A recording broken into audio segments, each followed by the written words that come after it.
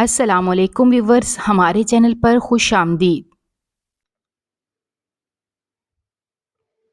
وہ مجھے دھوکہ نہیں دے سکتا۔ وہ تمہیں دھوکہ دے چکا ہے؟ نہیں، وہ مجھے چھوڑ کر نہیں جا سکتا۔ اس نے تمہیں صرف اور صرف بے وقوف بنایا تھا۔ وہ میرے ساتھ یہ سب کچھ نہیں کر سکتا۔ یہ کہہ کر وہ اونچی اونچی آواز میں چلانے لگی۔ سارا نے اس کا سر اپنے سینے سے لگا لیا اور اسے تسلی دینے لگی۔ اس کی اپنی آنکھوں سے تیزی سے آنسو بہہ رہے تھے۔ اپنی دوست کی یہ حالت دیکھ کر اسے بہت تکلیف پہنچ رہی تھی۔ پہلے دن ہی اس نے عمل کو سمجھایا تھا کہ وہ انسان اس کے لیے ٹھیک نہیں ہے، لیکن وہ ایک بھی بات نہیں مانی اور مسکراتے ہوئے بولی کہ میں نے اس سے محبت کر لی ہے۔ میری محبت بہت پاکیزہ ہے۔ مجھے یقین ہے کہ وہ شخص مجھے ضرور ملے گا۔ سارا اس کی بات سن کر مکمل طور پر خاموش ہو گئی تھی، کیونکہ وہ جان گئی تھی کہ اس کی دوست کچھ بھی سننے سمجھنے کے لیے تیار ہی نہیں ہے۔ جیسے جیسے وقت گزرتا جا رہا تھا، اس کے دل میں فہیم کی محبت مضبوط ہوتی چلی جا رہی تھی۔ دن رات اسے صرف اور صرف اسی شخص کا ہی تصور ہوتا تھا۔ نہ تو وہ اپنی پڑھائی کی طرف توجہ دے پاتی تھی اور نہ ہی گھر کے کسی کام کاج میں اس کا دھیان ہوتا تھا۔ اس کی ماں جب اس کی یہ حالت دیکھتی تو اپنا سر پکڑ کر رہ جاتی۔ یہ نہیں تھا کہ وہ مڈل کلاس فیملی سے تعلق رکھتی تھی۔ اس کا شمار شہر کی ایلیٹ کلاس لوگوں میں ہوتا تھا۔ اس کا باپ ایک بہت بڑا بزنس مین تھا اور اس کی ماں بھی مختلف سوشل کاموں میں ہر وقت ہی مصروف رہتی تھی۔ اس کے باقی بہن بھائی بھی اعلیٰ تعلیم حاصل کر رہے تھے۔ سب سے بڑا بھائی ڈاکٹر بن رہا تھا اور دوسرے نمبر والی بہن بھی میڈیکل کی اسٹوڈنٹ تھی۔ سب کو ہی پڑھنے کا بہت شوق تھا، کیونکہ انہوں نے اپنی زندگی کا صرف ایک ہی مقصد رکھا ہوا تھا کہ انہوں نے اعلیٰ تعلیم حاصل کرنی ہے اور اپنا نام بنانا ہے۔ جب تک وہ میٹرک میں تھی تب تک بھی اس کی خواہش تھی کہ وہ بھی ڈاکٹر بنے، لیکن جب ایف ایس سی میں اس کی ملاقات فہیم سے ہوئی تو اس کی یہ خواہش بھی ختم ہو گئی۔ تب اس نے صرف اور صرف یہ سوچ لیا تھا کہ کسی طرح سے اپنی ڈگری مکمل کرے گی اور ڈگری کے فوراً بعد ہی فہیم سے شادی کر لے گی۔ اس کا دھیان اپنے مقصد سے ہٹ گیا تھا۔ محبت نے اسے تباہ و برباد کر کے رکھ دیا تھا، مگر اسے تو جیسے کسی چیز کی فکر ہی نہیں تھی۔ اسے صرف اور صرف اپنے محبوب کی ہی فکر ہوتی تھی اور اس کی یاد ہی اسے ستائے رکھتی تھی۔ ایف ایس سی کے دنوں میں وہ ساری رات اس کے ساتھ فون پر باتیں کرتی رہتی تھی، جس کی وجہ سے اس کی 2 سپلیاں آئی تھیں۔ اس کے اماں ابا بہت پریشان تھے، کیونکہ وہ کبھی بھی اتنی نالائق نہیں رہی تھی۔ ٹیچرز نے صاف صاف کہہ دیا تھا کہ اس کی پڑھائی کی طرف بالکل بھی توجہ نہیں ہے۔ اپنی بیٹی سے پوچھئے کہ اسے ایسا کون سا مسئلہ ہے جس کی وجہ سے وہ اپنی توجہ کلاس میں بھی پڑھائی کی طرف مبذول نہیں کر پاتی۔ ناصرہ بیگم نے بارہا اپنی بیٹی سے پوچھا، مگر وہ ہر بات ہی ٹال جاتی تھی اور کہتی کہ پتہ نہیں کیوں اب میرا پڑھنے کا دل نہیں کرتا۔ میں کتابیں کھولتی ہوں تو میرے سر میں شدید درد ہونے لگتا ہے۔ یہ کہہ کر وہ معصوم سا چہرہ بنا لیتی تھی، کیونکہ وہ گھر کی سب سے لاڈلی اور چھوٹی بیٹی تھی۔ اسی وجہ سے کوئی بھی اسے ڈانٹتا نہیں تھا۔ اس کے بابا نے سب لوگوں کو صاف صاف کہہ دیا تھا کہ اگر میری بیٹی کا کچھ کرنے کا دل نہیں کرتا تو کوئی ضرورت نہیں ہے اسے مجبور کرنے کی۔ اس کا جو دل چاہے وہ وہی کرے گی۔ وہ اپنی بیٹی سے بہت محبت کرتے تھے۔ انہیں اپنی بیٹی پر مان تھا۔ وہ اسے اپنا سب کچھ سمجھتے تھے۔ وہ سوچ بھی نہیں سکتے تھے کہ کبھی ان کی بیٹی انہیں دھوکہ دے گی یا ان کی اس محبت کا ناجائز فائدہ اٹھائے گی۔ لیکن ناصرہ بیگم کبھی کبھار پریشان ہو جاتی تھیں اور اپنے شوہر کو بھی ڈانٹ دیتی تھیں۔ وہ کہتے تھیں کہ لڑکی ذات ہے، اسے اتنی آزادی دینے کی ضرورت نہیں ہے، ورنہ مشکلات کا بھی سامنا کرنا پڑ سکتا ہے۔ مگر وہ صاف صاف کہہ دیتے تھے کہ میں نے اپنے بچے کی تربیت کی ہے اور میں اچھی طرح سے جانتا ہوں کہ یہ کس فطرت کی مالک ہے۔ یہ کبھی بھی اپنے باپ کو دھوکہ نہیں دے گی۔ اور نہ ہی کبھی کوئی ایسا کام کرے گی جس سے اس کے باپ کو تکلیف پہنچے گی۔ جب سے وہ فہیم کے ساتھ ریلیشن شپ میں آئی تھی تب سے اسے یہ باتیں بہت تکلیف پہنچاتی تھی۔ اکثر تو وہ اپنے باپ کا سامنا بھی نہیں کر پاتی تھی، کیونکہ جب بھی وہ اپنے باپ کے سامنے جاتی تھی اسے فہیم کے ساتھ رات گئے کی ہوئی باتیں یاد آ جاتی تھی۔ نکاح کے بغیر نامحرم کے ساتھ رکھا جانے والا ہر قسم کا تعلق ہی ناجائز ہوتا ہے، اور وہ اس بات کو جانتی تھی۔ بلا شبہ وہ اس سے ملنے کے لیے نہیں جاتی تھی، مگر کل پر بھی بات کرنا گناہ ہی سمجھا جاتا ہے۔ اپنی زندگی کے 4 سال اس نے اس انسان کے لیے برباد کیے تھے۔ نہ تو وہ اپنی پڑھائی مکمل کر پائی تھی اور نہ ہی گھر کے کسی کام کرنے میں طاقت حاصل کر پائی تھی۔ اس کا دماغ کا کام ہی نہیں کرتا تھا۔ جس دن وہ اسے میسج نہیں کرتا تھا اس دن اسے سب کچھ ہی عجیب و غریب دکھائی دیتا تھا۔ بلا وجہ ہی سب لوگوں پر غصہ آتا تھا۔ وہ سب لوگوں کو باتیں سناتی تھی اور اس کے علاوہ چیختی چلاتی تھی۔ اس کے یوں اچانک بدل جانے والی حالت سے ناصرہ بیگم بہت زیادہ چڑی تھی۔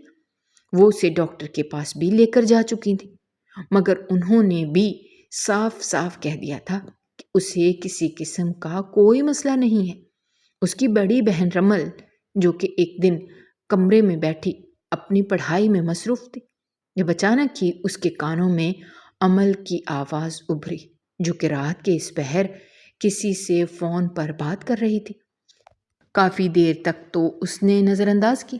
وہ یہی سمجھ رہی تھی کہ ضرور اس کی کوئی نہ کوئی دوست ہوگی جس کے ساتھ وہ لگی ہوئی ہوگی، لیکن پھر اپنی بہن کے ہنسنے کی آوازیں اور اس کے بات کرنے کا انداز، یہ سب دیکھ کر اسے شدت سے کچھ غلط ہونے کا احساس ہوا۔ نہ چاہتے ہوئے بھی وہ اٹھی اور چھوٹے چھوٹے قدم اٹھاتی ہوئی کمرے سے باہر نکلی۔ تھوڑے ہی فاصلے پر وہ صوفے پہ بیٹھی ہوئی تھی اور اپنے دھیان میں فہیم سے گپے لگا رہی تھی۔ آپ کو اندازہ نہیں ہے کہ میں آپ کے لیے کتنی بے چین رہتی ہوں۔ اگر آپ کو اس بارے میں پتہ چل جائے تو آپ اگلے ہی دن بارات لے کر میرے گھر آ جائیں۔ وہ اس وقت اپنے ہی دھیان میں مگن تھی اور اس کے دل میں جو کچھ بھی آ رہا تھا وہ بولے جا رہی تھی، اس بات سے بالکل انجان کہ اس کی بہن اس کے سر پر کھڑی ہے۔ دوسری طرف فہیم نے بھی کوئی بیہودہ بات کی تھی، کیونکہ خاموشی ہر طرف پھیلی ہوئی تھی۔ اسی وجہ سے ذرا سی آواز بھی اونچی ہو کر سنائی دیتی تھی۔ وہ اس وقت اپنی بہن کے بہت قریب بھی کھڑی تھی۔ جب اس نے اس شخص کے منہ سے اس طرح کی گھٹیا بکواس سنی تو وہ اپنے اوپر قابو نہیں کر پائی۔ اس نے جلدی سے اپنی بہن سے موبائل چھینا اور اس پر چلاتے ہوئے کہا، آخر یہ کس طرح کی حرکت کر رہی ہو تمہیں اندازہ بھی ہے؟ اپنی بہن کو سر پر کھڑا ہوا دیکھ کر وہ بوکھلا گئی اور آئیں بائیں شائیں کرنے لگی، لیکن رمل تو سب کچھ اپنے کانوں سے سن چکی تھی۔ اس دن اس نے اپنی بہن کو ڈانٹا تھا اور اسے دھمکی دی تھی کہ اگر دوبارہ سے اس نے فہیم سے تعلق رکھا تو وہ اس کے اس رشتے کے بارے میں اپنے والدین کو بھی بتا دے گی۔ امل نے اس سے معافی مانگی اور وعدہ کیا کہ وہ ایسا کبھی بھی نہیں کرے گی، یہاں تک کہ اس نے اپنی ماں کی قسم بھی کھائی تھی۔ مگر اگلے دن وہ دوبارہ سے اپنی پرانی سرگرمی کی طرف لوٹ آئی تھی۔ وہ دوبارہ سے اسی شخص کے ساتھ باتیں کرنے لگی تھی۔ اس نے اپنی ماں کی قسم کو بھی مکمل طور پر نظر انداز کر دیا تھا، اور یہ اس کی بربادی کی پہلی نشانی تھی۔ فہیم، جو کہ ایک مڈل کلاس فیملی سے تعلق رکھتا تھا، اسے ایک ایسی لڑکی چاہیے تھی جو آنکھیں بند کر کے اس پر یقین کرتی ہو اور پیسے لٹانا جانتی ہو۔ کچھ ہی عرصے کے بعد اسے یہ لڑکی فیس بک پر مل ہی گئی تھی۔ اس نے رینڈم امل کو ریکویسٹ بھیجی تھی جسے وہ قبول کر چکی تھی، چونکہ وہ بہت ہی خوبصورت تھا اور اپنی اسی خوبصورتی کی وجہ سے اس نے بہت ساری عورتوں کو اپنے جال میں پھنسایا ہوا تھا۔ دوسری سب سے بڑی بات یہ تھی کہ وہ لفظوں کی جال پھینکنا بھی اچھے طریقے سے جانتا تھا۔ اسے پتا تھا کہ کس لڑکی کو کس طرح سے اپنے قابو میں کرنا ہے۔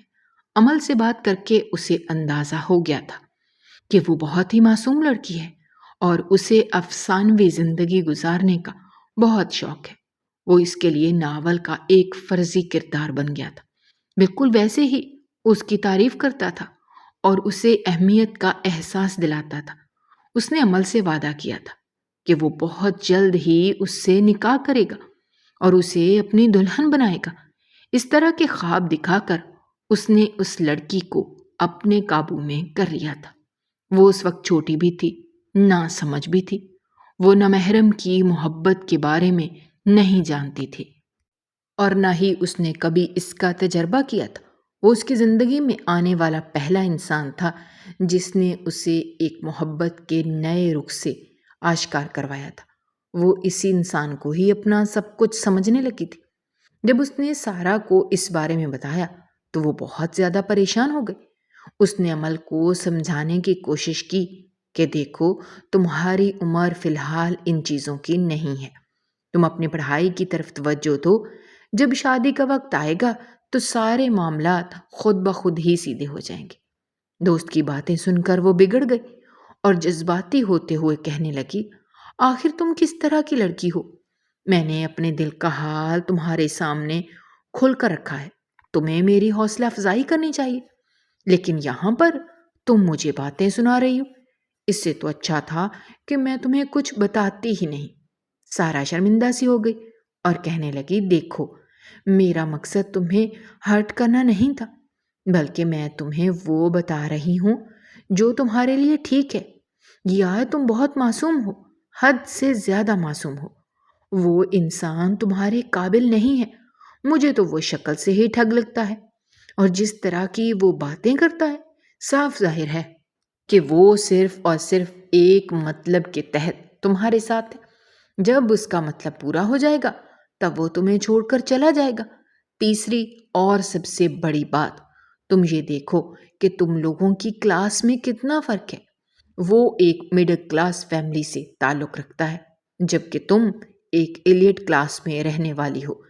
یہاں پر جو سہولتیں تمہیں درکار ہیں وہ کبھی بھی تمہیں وہاں پر نہیں مل پائیں گی، چاہے وہ اپنی ساری زندگی محنت کیوں نہ کرے، لیکن تمہارے باپ جیسی دولت کو اکٹھی نہیں کر سکتا۔ محبت میں سوکھی روٹی کھا لوں گی کہنا بہت آسان ہے، لیکن اس سب میں سے گزرنا بہت مشکل ہے۔ میں نے بہت سارے کیسز اپنی آنکھوں سے دیکھے ہیں۔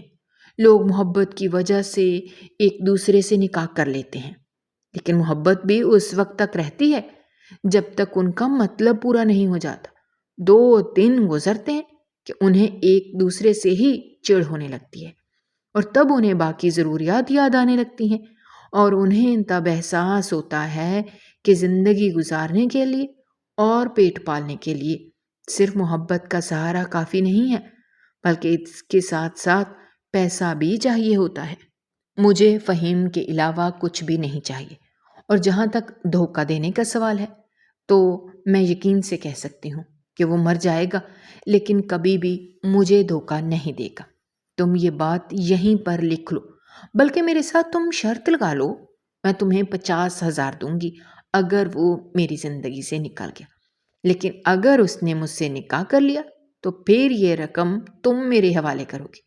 اس دن جوش میں آ کر اس نے اپنی دوست سے وعدہ لے لیا تھا۔ وہ تاریخ بھی اس نے اپنی ڈائری میں نوٹ کر لی تھی۔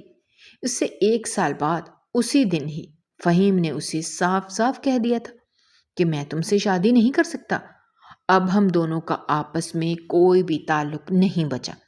یہ سب سن کر اسے لگا کہ اس کے قدموں کے نیچے سے زمین نکل گئی ہے۔ پہلے تو وہ یہی سمجھی تھی کہ وہ شخص اس کے ساتھ مذاق کر رہا ہے، لیکن یہ تو حقیقت تھی۔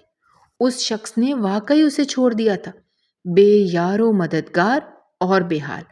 اس نے روتے ہوئے جب سارا کو اس بارے میں بتایا تو اس کا دل بہت زیادہ دکھا۔ وہ تو اس بارے میں بہت پہلے سے ہی جانتی تھی اور اپنی دوست کو بھی سمجھاتی رہتی تھی، مگر عمل کی آنکھوں پر تو جھوٹی محبت کی پٹی بندھی ہوئی تھی۔ ان 4 سالوں میں اس نے اس آدمی کو بہت پیسے بھیجے تھے۔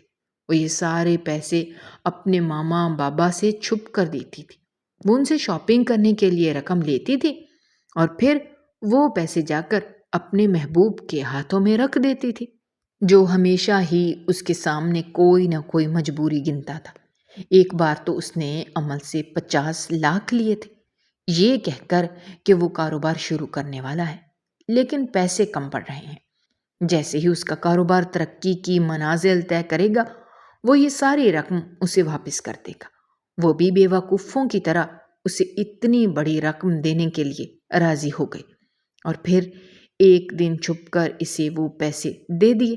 اس کے بابا کو خبر مل گئی تھی کہ کسی نے اکاؤنٹ میں سے ایک موٹی رقم نکالی ہے۔ سب بچوں کو انہوں نے اپنے سامنے کھڑا کیا۔ باقی دونوں بچے پریشان تھے، مگر وہ کانفیڈنس کے ساتھ کھڑی تھی۔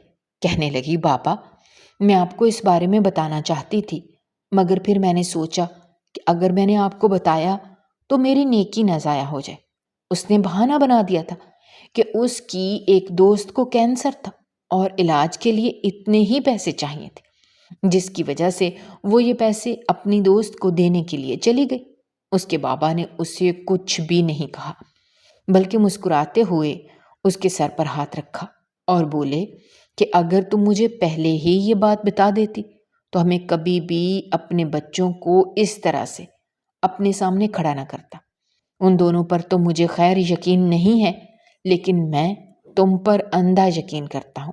مجھے پتا ہے کہ تم جو کچھ بھی کرو گی ٹھیک ہی کرو گی، اور اس کا کوئی بھی غلط نتیجہ نہیں نکلے گا۔ ان کے لہجے میں اپنی بیٹی کے لیے مان تھا، اور اس لمحے اس کا دل بری طرح سے کانپا تھا۔ ایک لمحے کے لیے اس کے دل میں یہ خیال آیا تھا کہ اگر اس کے بابا کو پتہ چل جائے کہ وہ کس طرح کی سرگرمیوں میں ملوث ہے اور اس نے کس انسان کو یہ پیسے دیے ہیں، تو وہ شاید اس کی طرف دوبارہ کبھی دیکھنا بھی پسند نہ کرے۔ یہ پیار اور محبت بھی ہمیشہ ہمیشہ کے لیے ختم ہو جائے۔ وہ ان سب سے بہت زیادہ ڈرتی تھی، مگر اس کے باوجود بھی خود کو باز نہیں رکھ سکتی تھی۔ اس دن رمل نے بھی انتہائی نفرت سے اسے دیکھا تھا۔ جب وہ اپنے کمرے میں جانے لگی تو اس نے مضبوطی سے اپنی بہن کی بازو پکڑی تھی اور اب اس کی آنکھوں میں دیکھتے ہوئے کہا تھا، مجھے اچھے طریقے سے پتا ہے کہ تم یہ پیسے کس کو دیے ہیں۔ میرے پاس ٹرانزیکشن کی رسید بھی موجود ہے۔ شاید تم یہ بات مکمل طور پر بھول چکی تھی کہ تمہارے پاس جو اکاؤنٹ ہے وہ میرے نمبر پر ہی بنا ہوا ہے۔ باز آ جاؤ عمل، باز آ جاؤ، کہہ کر وہ وہاں سے چلی گئی تھی۔ آج کل اس کی اپنی پڑھائی بہت زیادہ ٹف چل رہی تھی، ایک لمحے کی بھی اسے فرصت نہیں ملتی تھی۔ اسی وجہ سے وہ اپنا دماغ اس طرح کی فضول سرگرمیوں میں خرچ نہیں کرنا چاہتی تھی۔ تبریز، جو کہ اس کے تایا کا بیٹا تھا، کچھ دن پہلے ہی بیرون ملک سے واپس آیا تھا۔ وہ بھی سرجن بن چکا تھا۔ پورے خاندان میں صرف اور صرف اسی کی باتیں ہو رہی تھیں۔ ہر کسی کی یہ خواہش تھی کہ وہ اپنی بیٹی کا رشتہ اس انسان سے طے کرے۔ ناصرہ بیگم بھی یہی چاہتی تھی کہ وہ اپنی سب سے چھوٹی بیٹی کا نکاح تبریز سے کروا دے، کیونکہ بڑی بیٹی تو ابھی شادی کرنے کے لیے تیار ہی نہیں تھی۔ اس نے صاف صاف اپنے والدین کو کہہ دیا تھا کہ وہ اس کی شادی کے بارے میں نہ سوچیں جب تک وہ اپنا کیریئر نہیں بنائے گی، جب تک وہ اپنا نام پیدا نہیں کرے گی، تب تک وہ ایسا کچھ بھی نہیں سوچ سکتی۔ بڑے بیٹے نے بھی صاف صاف کہہ دیا تھا کہ وہ پاکستانی سے شادی نہیں کرنا چاہتا، وہ باہر کی کسی لڑکی کو دیکھے گا۔ اپنے دونوں بڑے بچوں کو تو انہوں نے ان کے حال پر ہی چھوڑ دیا تھا، کیونکہ اب وہ حد سے زیادہ اپنے کیریئر کی طرف متوجہ ہو گئے تھے۔ ان کے پاس صرف اور صرف عمل ہی بچی تھی جس پر وہ تجربہ کر سکتی تھیں۔ وہ اس کے کمرے میں گئیں تو ہمیشہ کی طرح وہ اپنے بستر پر لیٹی ہوئی تھی۔ اس کی آنکھوں سے خاموشی سے آنسو بہہ رہے تھے۔ وہ اس کی حالت سے مکمل طور پر انجان کمرے کے پردے سائڈ پر کرنے لگی اور اسے ڈانٹتے ہوئے کہنے لگی، تمہیں میں نے کتنی بار کہا ہے کہ فجر کے وقت اٹھ جایا کرو، دیر تک سو کر نحوست نہ پھیلایا کرو۔ یار اماں کیا کرتی ہیں، میری طبیعت ٹھیک نہیں ہے۔ کیا ہوا ہے طبیعت کو، ذرا مجھے بتاؤ۔ وہ پریشان ہو گئے اور تیزی سے اپنی بیٹی کی طرف بڑھی۔ آج تو وہ اسے بیمار دیکھنا بھی نہیں چاہتی تھی، کیونکہ آج رات کے وقت انہوں نے اپنی ایک دوست کی پارٹی پر جانا تھا، جہاں پر تبریز بھی جا رہا تھا۔ وہ اس کی ملاقات اس انسان سے کروانا چاہتی تھی۔ پتہ نہیں کیا ہو رہا ہے، مجھے دل کر رہا ہے کہ میں مر جاؤں، یہ کہہ کر وہ پھوٹ پھوٹ کر رونے لگی۔ مزید وہ خود پر قابو نہیں رکھ سکتی تھی۔ اسے اس طرح سے روتا ہوا دیکھ کر ناصرہ بیگم کے ہاتھ پاؤں پھول گئے۔ وہ اس کی دلی حالت سے مکمل طور پر انجان اس کے لیے تیزی سے پانی کا گلاس لے کر آ گئے اور اسے تسلی دیتے ہوئے کہنے لگیں، ارے میرے بچے، طبیعت خراب ہے تو مجھے بتاؤ، میں اپنے بچے کو لے کر ڈاکٹر کے پاس جاتی ہوں، ڈاکٹر دوائی دے گا اور میرا بچہ فوراً ٹھیک ہو جائے گا۔ یوں اس طرح رونے سے کوئی بھی فائدہ نہیں ہوگا، بلکہ طبیعت زیادہ خراب ہوگی۔ میری طبیعت اب کبھی بھی ٹھیک نہیں ہو سکتی، میں اب کبھی بھی صحت یاب نہیں ہو پاؤں گی۔ اس نے تکلیف سے یہ بات کہی تھی۔ ارے کیا ہو گیا ہے تمہیں؟ اس طرح کی باتیں کیوں کر رہی ہو؟ مجھے نہیں پتا کہ مجھے کیا ہوا ہے، بس مجھے اب مزید نہیں رہنا، مجھے مرنا ہے۔ اس سے پہلے کہ وہ مزید کچھ کہتی، اس کی ماں نے اس کی بات کاٹی اور ڈانٹتے ہوئے بولی، دیکھو میں کافی دیر سے تمہاری یہ فضول باتیں سن رہی ہوں، اب مزید تمہاری کوئی بھی بات نہیں سنوں گی۔ عجیب پاگلوں جیسی حرکتیں کر رہی ہو۔ اللہ تعالیٰ نے تمہیں صحت مند زندگی دی ہے، تمہارے پاس والدین ہیں، تمہارے بہن بھائی ہیں۔ اس طرح کی خواہشات کا اظہار تو وہ لوگ کرتے ہیں جن کے پاس ان سب میں سے کچھ بھی نہ ہو۔ تمہارے پاس تو دولت بھی ہے، جس کو جیسے چاہے تم استعمال کر سکتی ہو۔ اس نے شکایتی نظروں سے اپنی ماں کے چہرے کی طرف دیکھا اور کہنے لگی، کیا دولت ہی سب کچھ ہے؟ ہاں، آج کل کے دور میں دولت ہی سب کچھ ہے، اور مجھے اچھی طرح سے پتہ چل گیا ہے کہ تم یہ سب کچھ کس وجہ سے کر رہی ہو۔ اگر تو یہ تمہاری محبت یا کوئی عاشقی کا چکر ہے تو اسے ابھی اور اسی وقت بھول جاؤ، کیونکہ اگر تمہارے بابا کو تمہاری ان حرکتوں کے بارے میں پتہ چل گیا، وہ تمہارے ساتھ بہت برا سلوک کریں گے۔ انہوں نے تم پر یقین کیا ہے، ان کا یقین کبھی بھی مت توڑنا۔ یہ کہہ کر وہ وہاں پر رکی نہیں تھی، بلکہ تیزی سے وہاں سے چلی گئی تھی۔ اب وہ چھوٹی بچی نہیں تھی جو اپنی بیٹی کی حالت سمجھ کر اندازہ نہ لگاتی کہ اس کے دل و دماغ میں کیا چل رہا ہے۔ وہ اپنی غلطی بھی مانتی تھی کہ ماضی میں انہوں نے اپنی بیٹی کی طرف توجہ نہیں دی تھی، اور یقیناً اسی وجہ سے ہی اس کے ساتھ اس طرح کا کوئی حادثہ پیش آیا تھا۔ لیکن فی الحال ان کی بیٹی کے لیے بھی سنبھلنا ضروری تھا۔ شام کے وقت انہوں نے آ کر اسے بتایا کہ ایک پارٹی پر جانا ہے۔ وہ صاف مکر گئی، لیکن ماں کے بار بار کہنے پر نہ چاہتے ہوئے بھی وہ جانے کے لیے تیار ہو گئی۔ اس نے کالے رنگ کا ڈریس پہنا ہوا تھا جس میں اس کا سفید چہرہ چمک رہا تھا۔ بلا شبہ وہ بہت پیاری لگ رہی تھی۔ اس نے ایک نظر خود کو شیشے میں دیکھا تو اس کے کانوں میں فہیم کے الفاظ گونجے، جو ہمیشہ ہی اس کی تعریف کرتا تھا، اسے حور کہتا تھا۔ آج وہ اسے کوئی تصویر نہیں بھیج سکتی تھی اور نہ ہی اس سے کسی قسم کا کوئی رابطہ کر سکتی تھی۔ اس نے تکلیف سے اپنی آنکھیں بند کر لیں اور سوچنے لگی کہ کیا وقت آ گیا ہے۔ پہلے وہ اسے اپنی چھوٹی چھوٹی بات بتاتی تھی اور پورے دن کا حال سناتی تھی، لیکن اب تو ان دونوں کی بات ہوئے بھی ایک لمبا عرصہ گزر چکا تھا۔ بے دردی سے اپنے آنسو اس نے صاف کیے اور خود سے مخاطب ہوتے ہوئے بولی کہ اگر وہ مجھ سے بے وفائی کر کے خوش ہے تو پھر میں بھی خوش ہی رہوں گی۔ اپنے چہرے پر اس نے بڑی مشکل سے مسکراہٹ سجائی، مگر اس کی آنکھیں اس کی اس مسکراہٹ کا ساتھ نہیں دے رہی تھی۔ تھوڑی ہی دیر کے بعد وہ کمرے سے نکل گئی۔ پارٹی میں وہ بالکل اکیلی موجود تھی۔ اس کی کوئی دوست وغیرہ بھی نہیں تھی اور نہ ہی اسے کسی سے دوستی کرنے کا شوق تھا۔ 2-3 لڑکیاں اس کے پاس آئی تھیں، انہوں نے اس سے بات کرنے کی کوشش کی تھی، مگر وہ روکھے انداز میں جواب دے کر سائیڈ پر ہو گئی تھی۔ تبریز جو کہ کافی دیر سے اسی لڑکی کو ہی دیکھ رہا تھا جس سے وہ آج سے نہیں بلکہ بہت پہلے سے محبت کرتا تھا۔ وہ چھوٹی سی تھی جب تبریز نے دل ہی دل میں خود سے فیصلہ کر لیا تھا کہ وہ اس لڑکی کو اپنی دلہن بنائے گا۔ السلام علیکم محترمہ، کیا مجھے پہچانتی ہیں؟ اپنے نام کی پکار پر اس نے گردن اٹھا کر دیکھا تو سامنے ہی ایک خوبرو نوجوان کھڑا تھا جو کالے 3 پیس میں ملبوس تھا۔ بلا شبہ وہ بہت ہینڈسم تھا، مگر فی الحال اسے اس کی ذات میں کوئی بھی دلچسپی محسوس نہیں ہو رہی تھی۔ نہیں، میں اجنبیوں کو نہیں پہچانتی، یہ کہہ کر اس نے اپنا چہرہ موڑ لیا۔ یہ بات وہ بھی جانتی تھی کہ آج وہ سب لوگوں کے ساتھ حد سے زیادہ بدتمیزی کر رہی ہے، مگر اس میں اس کا کوئی بھی زور نہیں تھا۔ وہ اپنے دل کے ہاتھوں مجبور ہو گئی تھی۔ مگر میں تو آپ کے لیے اجنبی نہیں ہوں، ہم نے تو زندگی کے 8 سال اکٹھے ہی گزارے ہیں، ایک ساتھ ہی کھیل کود کر جوان ہونے ہی والے تھے کہ میرے والدین کو نہ جانے کیا سوجی اور انہوں نے مجھے باہر بھیج دیا۔ یہ کہہ کر وہ شرارتی انداز میں مسکرانے لگا۔ اس کی یہ مسکراہٹ عمل کو شدید زہر لگ رہی تھی۔ اس کا بس نہیں چل رہا تھا کہ وہ اس انسان کی مسکراہٹ کو نوچ ڈالے۔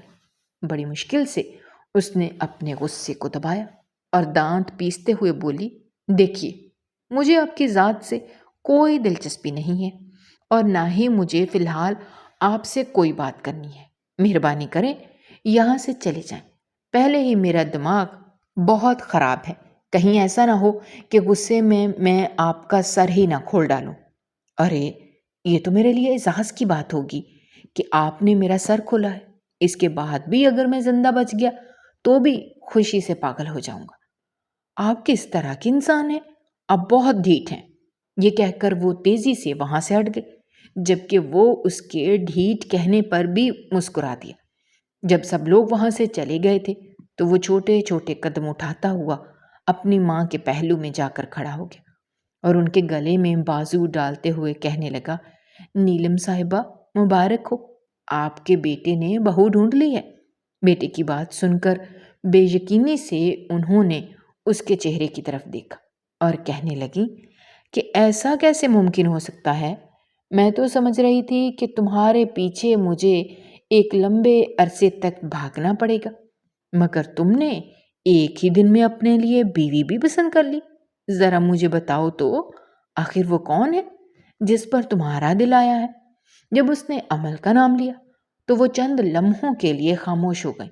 بڑی مشکل سے انہوں نے اپنے اندر اٹھتے ہوئے غصے پر قابو کیا تھا اور پھر دو ٹوک انداز میں کہنے لگیں، دیکھو، ایسا ممکن نہیں ہو سکتا، مجھے وہ لڑکی بالکل بھی اچھی نہیں لگتی۔ سب سے بڑی وجہ تو یہ ہے کہ وہ ذرا بھی پڑھی لکھی نہیں ہے۔ بڑی مشکل سے تو اس نے FSC پاس کی تھی اور نہ ہی اسے گھر کے کام کاج کا پتہ ہے۔ ارے امی، یہ آپ کس طرح کی باتیں کر رہی ہیں؟ میں انہیں کون سا اس سے نوکری کروانی ہے یا اس سے گھر کے کام کروانے ہیں؟ مجھے وہ پسند ہے اور میں اس سے نکاح کرنا چاہتا ہوں۔ میرے لیے اتنا ہی کافی ہے کہ وہ شریف ہے اور میری دسترس میں موجود ہے۔ بس آپ چچی جان کے گھر جائیں اور جا کر میرا رشتہ مانگ لیں۔ میں مزید انتظار نہیں کر سکتا۔ اسے میں آج پسند نہیں کرتا، بلکہ بچپن سے ہی میں اسے محبت کرتا ہوں اور اسے اپنا بنانا چاہتا تھا۔ میں جب باہر تھا تب بھی میں نے آپ سے رشتے کی بات میں کی تھی، لیکن اس وقت بھی آپ نے میری بات ٹال دی تھی۔ آپ سمجھ رہی تھیں کہ شاید میں مذاق کر رہا ہوں۔ آپ نہیں جانتی کہ ان دنوں میں کتنی ٹینشن میں رہا تھا۔ میں ہر وقت ہی اپنے رب سے یہ دعا کرتا رہتا تھا کہ اس عورت کو کسی اور کا ہونے نہ دیجیے گا۔ اب میں یہاں پر آیا ہوں اور مجھے یہ موقع بھی ملا ہے کہ میں اسے اپنی زندگی میں شامل کر لوں، تو میں ایسا ہر حال میں ہی کروں گا۔ مگر بیٹا، میں نے اس کے بارے میں ایک بات سن رکھی ہے۔ مجھے میری بھتیجی بتا رہی تھی کہ وہ کسی اور کے ساتھ عشق لڑا چکی ہے اور اسے دھوکہ بھی مل گیا ہے۔ تو کیا تم کسی ایسی لڑکی کے ساتھ؟ امی، بس کر دیں، خدا کے لیے بس کر دیں۔ اگر ماضی میں اس نے کچھ ایسا کیا بھی ہے تو یہ اس کا اور اس کے خدا کا معاملہ ہے۔ میں اسے شادی اس وجہ سے کر رہا ہوں کیونکہ مجھے اس سے محبت ہے۔ اگر ایسا کچھ ہوا بھی تو وہ مجھ سے نکاح نہیں کرے گی اور مجھے انکار کر دے گی، تب مجھے اندازہ ہو جائے گا کہ وہ کسی اور کو پسند کرتی ہے۔ آپ صرف اور صرف ایک بار جا کر اس کے گھر میں بات کیجیے، ہو سکتا ہے کہ میرا نصیب کھل جائے۔ یہ کہہ کر وہ وہاں پر رکا نہیں تھا بلکہ اپنے کمرے میں چلا گیا تھا، مگر اس کے دل میں شدید تکلیف اٹھی تھی جب اسے یہ پتا چلا تھا کہ وہ کسی اور کو پسند کر چکی ہے۔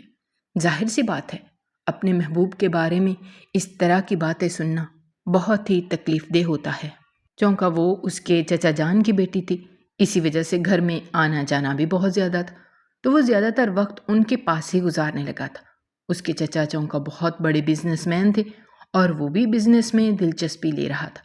جہاں تک سرجن کا سوال تھا تو اس نے یہ پیشہ بھی اختیار کیا ہوا تھا اور اس کے ساتھ ساتھ اب وہ اپنے بابا کے بزنس کو بھی پھیلانا چاہتا تھا، کیونکہ یہ اس کے باپ کی خواہش تھی۔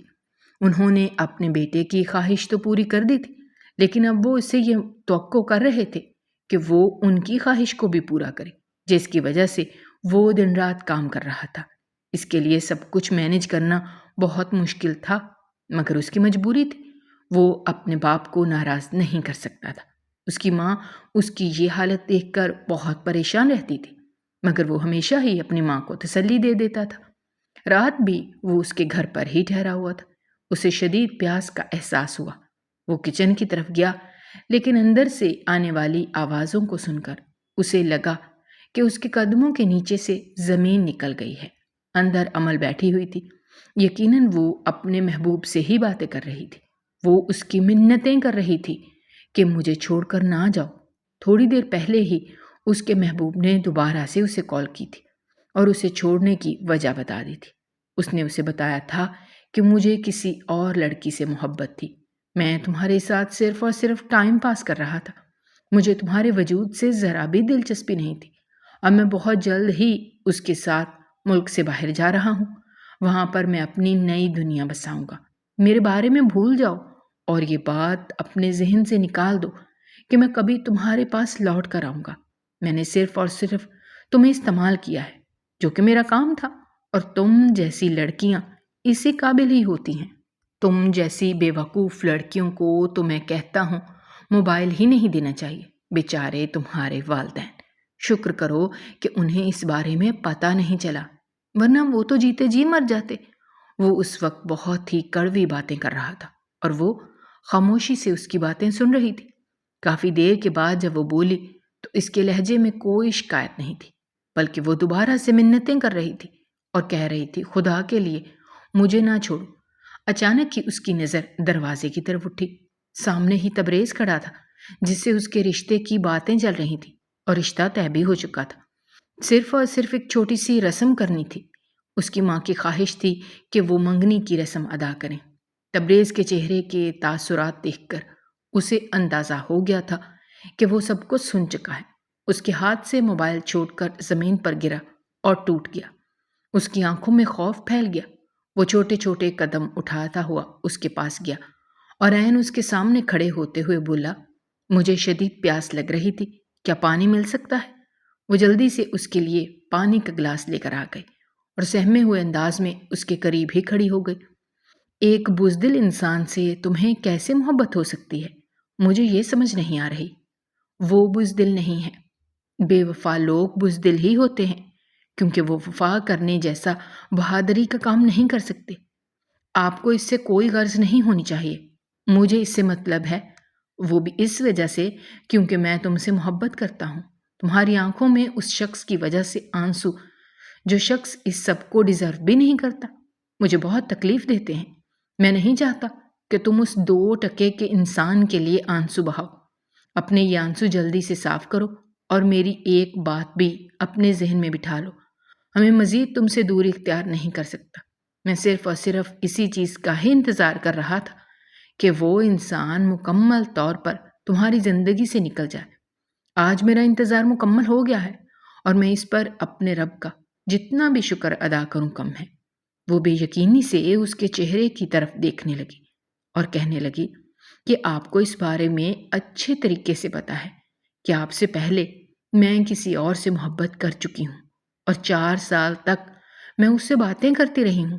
اس کے باوجود بھی آپ مجھ سے نکاح کرنے کے بارے میں سوچ رہے ہیں، یا تو آپ بہت اچھے ہیں یا پھر… اس سے پہلے کہ وہ مزید کچھ کہتے، ناسا بیگم کچن کے اندر داخل ہوئیں۔ ان دونوں کو ایک ساتھ کھڑا دیکھ کر وہ حیران ہو گئے۔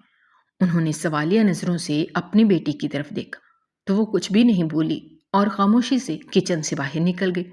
پیچھے وہ دونوں ہی کھڑے تھے۔ وہ کچھ دونوں سے تبریز سے بات کرنے کے بارے میں سوچ رہی تھیں، کیونکہ اب ان کی بیٹی کی عاشقی کی کہانی ہر طرف پھیل چکی تھی اور انہیں اس بات کا بھی اندازہ ہو گیا تھا کہ ان کے شوہر کو بھی پتہ چل گیا ہے، مگر وہ اپنے منہ سے کچھ بھی نہیں کہتے تھے کیونکہ وہ ان ساری باتوں پر یقین کر ہی نہیں سکتے تھے۔ انہیں اپنی بیٹی پر بہت مان تھا۔ بیٹا، میں تم سے کچھ ضروری باتیں کرنا چاہتی تھی جو کہ تمہاری منگیتر کے حوالے سے ہی ہیں۔ اس سے پہلے کہ وہ مزید کچھ کہتی، اس نے ہاتھ اٹھا کر انہیں خاموش رہنے کا اشارہ کیا اور دو ٹوک انداز میں کہنے لگا، میں نے کچھ بھی نہیں سننا۔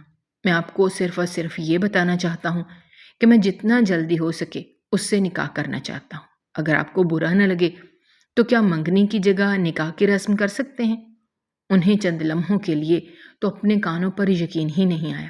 وہ تو یہی چاہ رہی تھی، لیکن تبریز کی ماں کی وجہ سے خاموش ہو گئی تھی، کیونکہ انہوں نے ایک ہی رٹ لگائی ہوئی تھی کہ وہ پہلے اپنے بیٹے کی منگنی کریں گی اور پھر اس کے بعد ہی نکاح کریں گی۔ منگنی سے انہیں بہت خوف محسوس ہوتا تھا، کیونکہ ان کے خاندان میں جتنی بھی منگنیاں ہوئی تھیں کوئی بھی پوری نہیں ہو سکی تھی، رشتے ٹوٹ جاتے تھے۔ اسی وجہ سے وہ نکاح کے بارے میں سوچ رہی تھی، مگر وہ صرف سوچ ہی سکی تھی۔ اپنے داماد کے منہ سے یہ سب سن کر ان کے دل کو تھوڑی سی تسلی ہوئی اور پھر اگلے دن وہ اپنی ماں کے ساتھ نکاح کرنے کے لیے آ گیا۔ یہ سب کچھ ایک رات کے اندر اندر طے ہوا تھا۔ اس نے سادگی سے رخصتی کروا لی اور اپنی بیوی کو لے کر چلا گیا تھا۔ امل بیچاری سمجھ ہی نہیں پائی تھی کہ اس کے ساتھ کیا ہوا ہے۔ دوسری طرف اس کے بہن بھائی بھی بہت ناراض تھے، انہیں بھی کوئی اطلاع نہیں دی گئی تھی۔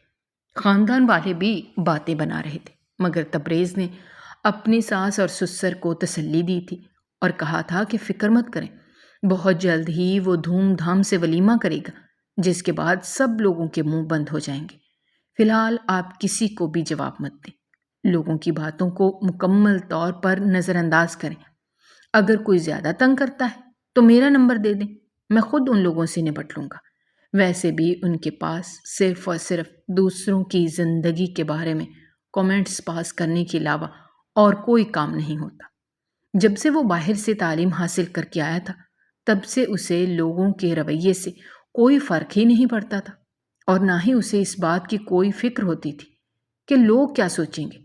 وہ جو کرتا تھا اس پر بھروسہ رکھتا تھا اور کرنے سے پہلے ہر کام کے بارے میں 100 بار سوچتا تھا۔ صرف محبت ہی تھی جس کے بارے میں وہ کچھ بھی نہیں سوچ پایا تھا، جو اسے ہو گئی تھی۔ امل شروع میں اس سے دور رہتی تھی، وہ قریب جانے کی کوشش کرتا تو وہ پیچھے کھسک جاتی۔ یہ سب دیکھ کر اس سے بہت تکلیف پہنچ جاتی تھی، مگر وہ صبر سے کام لے رہا تھا۔ وہ خود جانتا تھا کہ اس کی بیوی ابھی تک اپنے ماضی سے باہر نہیں نکل پا رہی۔ وہ اسے وقت دے رہا تھا، اس کا خیال رکھنے کی ہر ممکن کوشش کرتا تھا، اس کی چھوٹی چھوٹی ضروریات کو پورا کرتا تھا، اسے اہمیت کا احساس دلاتا تھا۔ جیسے جیسے وقت گزرتا جا رہا تھا، امل کو بھی اندازہ ہو رہا تھا کہ اصل محبت تو یہ ہے جو اس کا شوہر اسے دے رہا ہے اور کسی بھی چیز کی توقع نہیں کر رہا، جبکہ ماضی میں تو اسے صرف اور صرف دھوکہ دیا گیا تھا۔ اسے وہ دن اچھے طریقے سے یاد تھا جب اس نے فہیم کو پیسے نہیں بھیجے تھے، کیونکہ اس کے پاس خود نہیں تھے۔ 3 دن تک اس شخص نے اس سے بات نہیں کی تھی اور جس دن اس نے پیسے بھیجے اسی دن وہ راضی ہو گیا تھا، مگر وہ محبت میں اتنی اندھی ہو گئی تھی کہ سب کو سمجھ ہی نہیں سکی تھی۔ ابھی آہستہ آہستہ ساری چیزیں کھل کر اس کے سامنے آ رہی تھیں۔ تبریز کو تقریباً 1 سال تک وہ اسی طرح سے ذہنی تکلیف پہنچاتی رہی، مگر وہ اس دوران خود بھی ایک لمحہ بھی سکون میں نہیں رہی تھی۔ 1 سال کے بعد اس نے فہیم کو ایک بینک میں خوار ہوتے ہوئے دیکھا تھا۔ اس کی حالت بہت خراب تھی۔ جب اس نے امل کو دیکھا تو وہ بھاگتا ہوا اس کے قریب آیا اور اس کے قدموں میں گر کر رونے لگا۔ وہ اس سے معافیا مانگ رہا تھا اور دوبارہ زندگی میں شامل ہونے کے لیے منتیں کر رہا تھا، مگر وہ دوبارہ اس گھٹیا انسان پر بھروسہ کر کے اپنی زندگی کو برباد نہیں کر سکتی تھی۔ اتنی مشکل سے تو وہ واپس خوشیوں کی طرف لوٹی تھی۔ اس نے اسے دھتکارا اور گھر واپس چلی گئی اس دن اس کا دل ہر طرح کے بوجھ سے خالی ہو گیا تھا۔ اس دن جتنی بھی تکلیفیں تھیں سب ختم ہو گئی تھیں، کیونکہ اسے اندازہ ہو گیا تھا کہ جس نے اس کے ساتھ زیادتی کی تھی اسے بھی سبق مل گیا تھا، اور یہاں پر ہی وہ پرسکون ہو گئی۔ گھر جانے کے بعد سب سے پہلے تو اس نے تبریز کی پسند کا کھانا بنایا اور پھر اس کے لیے تیار ہو گئی۔